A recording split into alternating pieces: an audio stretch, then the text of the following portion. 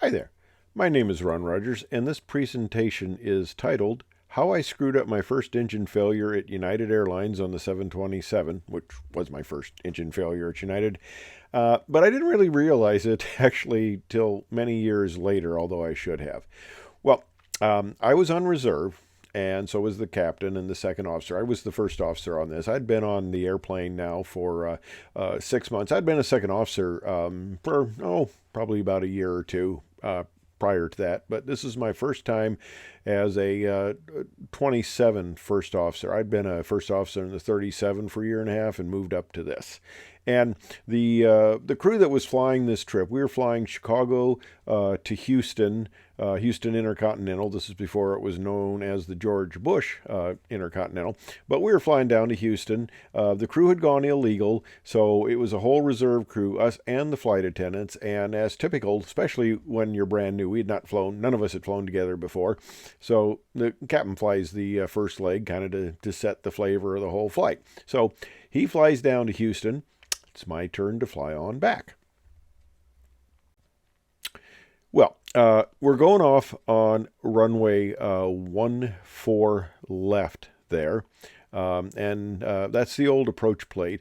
As you can see, they've done quite a bit building up at the airport, but this was back when it was a much smaller airport. So it's my turn to fly.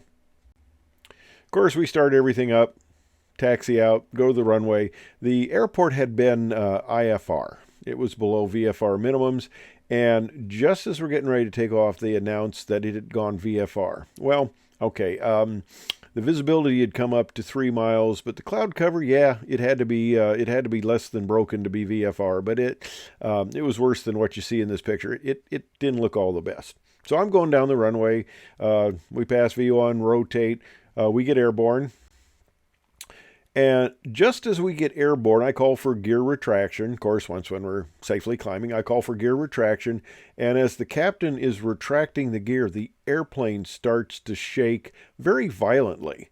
And I thought, man, we must have blown a tire. And of course, we didn't exactly know what was going on at first, but the second officer called reverser unlock light on number 3. Well, that's not a good thing at all, because this was a Dash 100 model, and it had these clamshell reversers. And if the reverser had actually come open in flight at takeoff thrust, this would have been an extremely serious situation. We would have probably very easily lost control of the aircraft, because that's a big, not only speed brake, but reverse thrust situation out there. Now, the interesting thing, this is a picture of a 727-100 cockpit. I didn't have my seat really where it should have been. I wasn't at the 13-degree design eye point. Like I said, I've been on the airplane 6 months. I'm sitting kind of high and setting forward so I have a good view. Because the 27, I mean, I absolutely loved the airplane, but, you know, it's got kind of small windows, so I want to set forward so I can see. Well, where I'm setting, I'm just a little too high to see the reverser unlock light. Okay, I've expanded the picture here. The yellow arrow points to the 3 reverser unlock lights, one above each engine. Now, I had to kind of duck down when he called that out, and I look down there and I see, yeah, the light's on. And I'm going, this is not good. But I also notice that the EPR gauge, the exhaust gas pressure ratio gauge, which was an indication of power, was about where you see the needle there now, which is about when it's producing no power. All the other 2 engines were up there at high power. And then I also looked down, and the EGT is up over the red line and continuing to climb. And so I said, I think we got a problem with number 3. And the captain says, you continue to fly, I'll handle it. So what he does is he shuts down number 3, and I continue to fly. Now, of course, essential power, for those of you not familiar with the 727, and this would never be certified today, but essential power powers the captain's flight instruments.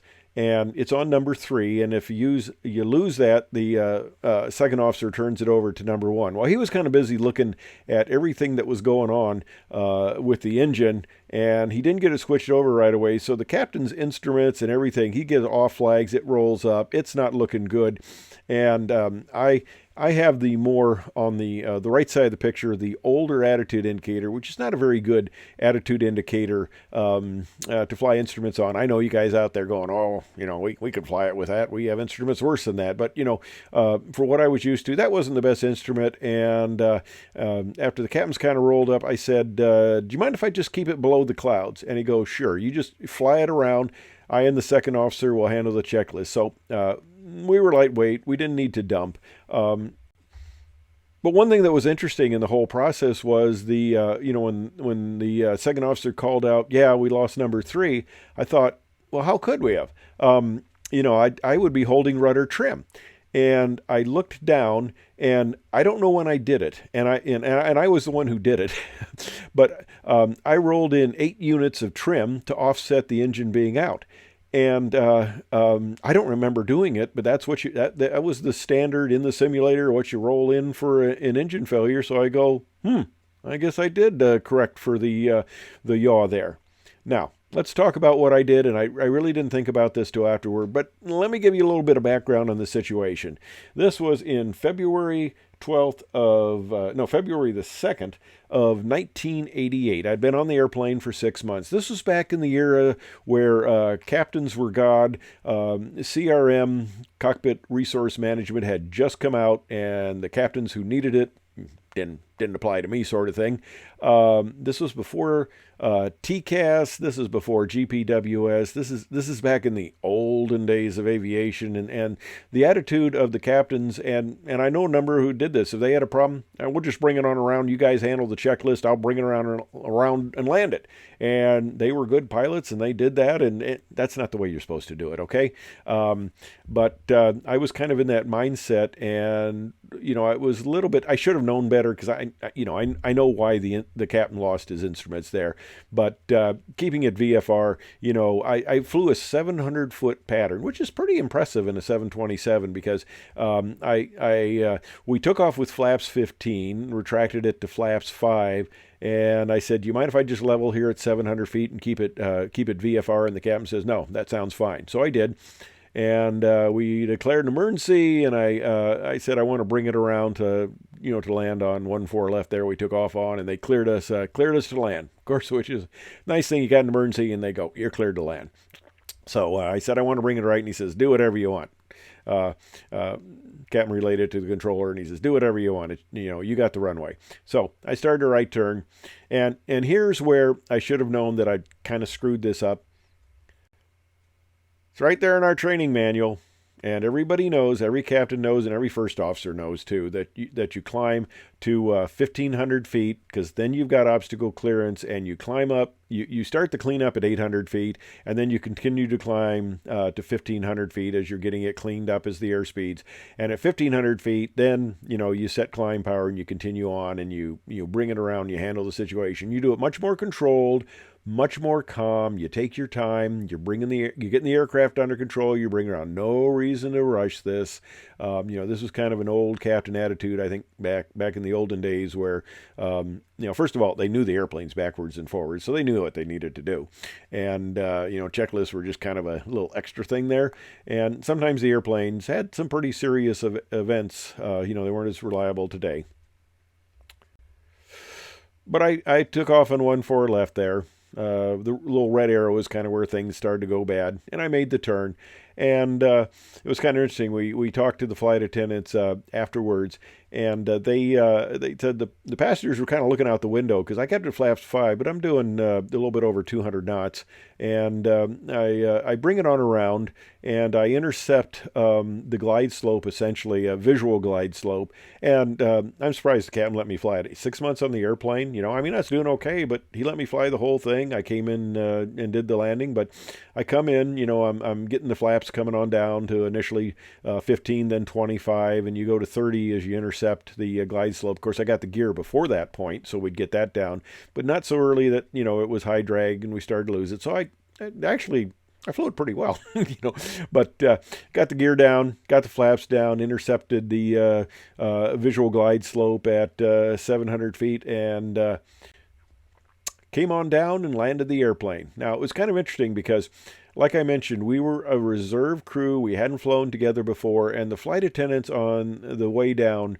were not getting along very well. They had a lot of issues there, and they were kind of fighting amongst themselves, to put it the way it was. But there's nothing that will bring a crew together faster than an emergency.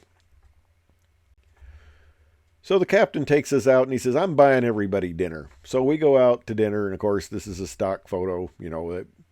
Our crew is a little more clean shaven than this, at least back then.